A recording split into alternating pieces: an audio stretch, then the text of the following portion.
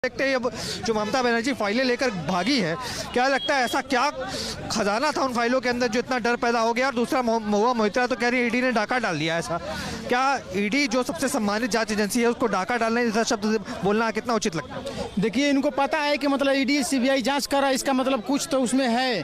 तो मतलब कोई मान लीजिए हम किताब पढ़ रहे हैं, कोई किताब छीन रहा है, उसमें कुछ लिखे हैं मतलब शब्द, तभी तो हमको डर लग रहा है कि भाई किताब छीन रहा है हमारा घर वाला। उनको पता है कि केजरीवाल साहब जेल से सजा कट के आ चुके हैं, इससे उनको भी डर लग रहा है कि हम भी जेल ना चल जाए। क्या एक पहली सरकार है कांग्रेस सरकार जो कि सुप्रीम कोर्ट ने बोला था कि बंद तोता, सीबीआई को बंद तोता बोला था, और मुलायम सिंह खुद बोले थे कि यार कांग्रेस बहुत खतरनाक पार्टी है, कब सीबीआई भेज के आपको जेल में डाल देगी। फिर अखिलेश यादव चुनाव में बोले थे कि कांग्रेस बहुत चालाक पार्टी है, डर के रहना पड़ेगा। फिर उसके बाद देखिए कोई एक सरकार है कि जो अपने मतलब घूस लेते हुए सरकार बचाई, तो कौन सरकार? कांग्रेस है।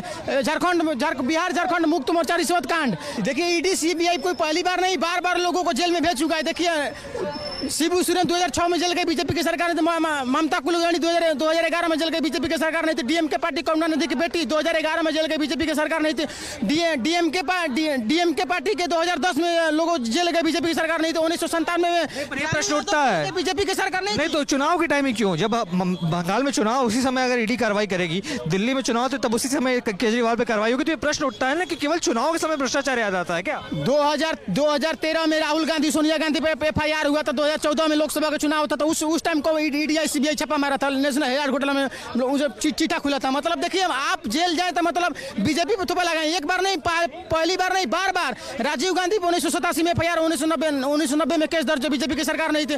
ममता कुलकर्णी 2011 में जल गई, बीजेपी की सरकार नहीं थी। शिबू सोरेन 2006 में जल गई, बीजेपी की सरकार नहीं थी। डीएमके पार्टी करुणानिधि की बेटी 2011 में जल गई, बीजेपी की सरकार नहीं थी। और उसके बाद लालू यादव 1997 में जल गई, बीजेपी की सरकार नहीं थी।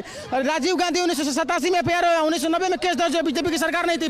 लोग बोल रहे हैं कि जब चुनाव आता है तब नहीं। ये 30 साल से देख चुके हैं कि मतलब ईडी आईसीबी के मतलब छानबीन में लोग जेल जा चुके हैं। बाद में कहते हैं कि मतलब जब चुनाव आता है तब बीजेपी वाले लगाते एलिगेशन, बीजेपी एलिगेशन नहीं लगाता है।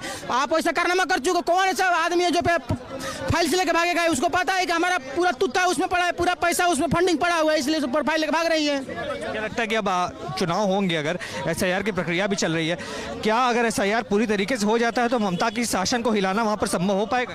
देखिए निष्पक्ष वहाँ चुनाव, अगर निष्पक्ष अगर काम होगा तो बिल्कुल सही काम होगा, क्योंकि चुनाव आयोग आर्टिकल 324 का तो चुनाव अगर हर चुनाव से पहले मतदाता का निरीक्षण करेगा। अरे हर चुनाव से पहले करेगा, बिहार के चुनाव से पहले करेगा, उत्तर प्रदेश के चुनाव से पहले करेगा, यूपी के महाराष्ट्र के चुनाव से पहले करेगा, दिल्ली के चुनाव से पहले करेगा। वो तो संवैधानिक तरीका में लिखा हुआ है। आर्टिकल 324 चुनाव आयोग हर चुनाव से पहले मतदाता का निरीक्षण करेगा।